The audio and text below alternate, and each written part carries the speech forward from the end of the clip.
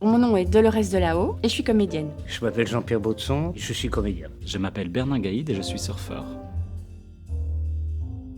Eh bien, je deviendrai comédien, parce qu'en fait, surfeur, ça paye vraiment mal. Et puis, être tout le temps sur la plage en été, c'est un petit peu embêtant. Je ferai de la cuisine. Probablement que je serais devenu historien ou alors enquêteur. C'est que j'avais le rôle principal. Attendez qu'on soit dans la rue, je ne suis pas malade. Ah, Albert. La bienveillance ? D'aimer ses comédiens. Je trouve que le plus important pour un metteur en scène, c'est de pouvoir gérer toute une équipe, d'être attentif à chacun. Qui est beaucoup de gens tout autour de moi. J'adore le fait de travailler en groupe, où on apprend chacun les uns des autres. Moi, je pense que ce qui me séduit beaucoup, c'est d'être avec beaucoup de monde, de parler avec des gens différents, avec des gens que je ne reverrai peut-être plus jamais, mais avec qui j'aurai une certaine expérience. Ça va être super et puis c'est une aventure pour laquelle on n'a pas pu aller jusqu'au bout et là on a vraiment envie de sortir le bébé, on a besoin de vous. D'abord, je pense qu'il est important que les gens se retrouvent. Il est important qu'on puisse communier de nouveau entre scène et salle, que même le spectateur puisse rencontrer d'autres spectateurs. C'est une pièce passionnante, c'est une pièce qui interroge, qui peut parfois tomber dans le cauchemar, mais en même temps dans la franche rigolade, dans un côté un peu parfois libidineux, mais pas trop. Venez nombreux, c'est un très beau spectacle. Et je regrette de ne pas l'avoir vu que je suis dedans.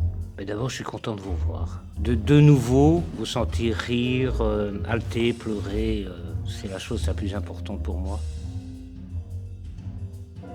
J'aime beaucoup les personnages féminins, je trouve que l'adaptation est très très bien écrite pour toutes ces femmes en fait, toutes les femmes que Joseph K rencontre. Elles sont très touchantes, assez complexes, c'est très agréable et à lire et à jouer. La seule anecdote qui me vient, c'est que comme je ne quitte jamais le plateau pendant à peu près 2 heures, le jour du lockout, en fait, je ne savais pas que ça allait s'arrêter. Et quand je suis sorti, mes amis m'ont dit « Tu veux qu'on te le dise ou pas ?» Et je ne savais pas ce qu'ils allaient me dire. Ils m'ont dit « C'est fini, c'était ta dernière ce soir. » Les fameux panneaux qu'on doit déplacer pendant le spectacle, on ne savait jamais où on devait mettre le bon panneau, si c'était là, si c'était là, si c'était là, parce que je pense qu'il y en a au moins 5. Et comme ils se ressemblaient tous, du moins au début, pour nous tous, eh bien, c'était un gros foutoir. Ah oui, moi j'adore le moment quand on a commencé à répéter la scène du bar. En fait, je suis fumeur. Et donc, le seul moment de la pièce que je pouvais fumer, c'était ce moment-là. Et donc, on a trouvé un moyen de dire, bon, on va fumer. À la place de Joseph K, ben, j'aurais rien fait. Je me serais taillé. J'aurais pris mon passeport et je quitte ce pays immédiatement. J'arrête d'être obstiné et têtu. Je pense que malheureusement, j'aurais fait la même chose que lui. Eh bien, c'est qu'on est un collectif d'acteurs et qu'on travaille vraiment en famille et que personne ne laisse tomber les autres. Et ça, c'est très important. C'est une famille, une vraie famille, famille de comédiens avec des gens magnifiques, une expérience de vie géniale. Le théâtre en liberté, moi je ne connaissais pas, mais donc j'ai rejoint la troupe l'an dernier. Moi ce qui m'a surpris, c'est le groupe, c'est la capacité aussi de rassembler énormément de personnes de différents horizons, de les faire travailler ensemble dans quand même une chouette ambiance. La capacité de tout le monde à mettre la main à la pâte. Je me retrouvais un peu comme dans les années 68 où les troupes se mettaient ensemble et fonçaient, malgré la crise financière, etc., etc. Chapeau les gars. Ça m'évoque des bureaux. Le foutoir, quelque chose d'absurde, une situation compliquée, inextricable. Et ça m'évoque un tout petit peu aussi l'administration belge. En fait, c'est assez galvaudé, parce qu'on dit c'est kafkaïen, donc ça veut dire c'est horrible, on va dans le mur, on n'a pas de solution, etc., etc. Mais après avoir travaillé sur cette pièce, je me suis dit que être kafkaïen, c'est peut-être avoir de l'espoir. Résister, c'est continuer à avoir la foi. Faire preuve de libre arbitre, c'est-à-dire d'accepter de dire oui ou non.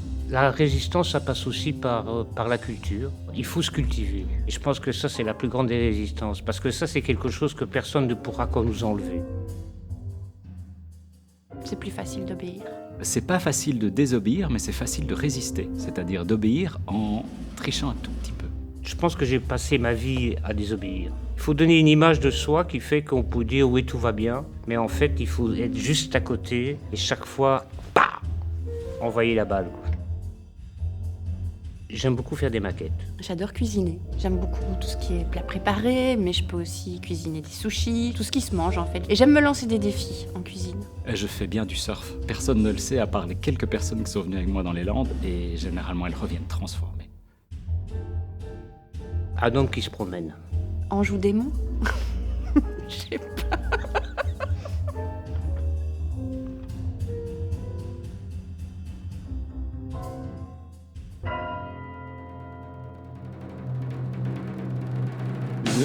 Je pioche. Celui-là. Qu'est-ce que c'est? Raconte l'histoire du spectacle avec les objets qui sont sur la table. Fais une danse de la rupture. Sors du cadre comme si tu devais quitter le pire rendez-vous de ta vie.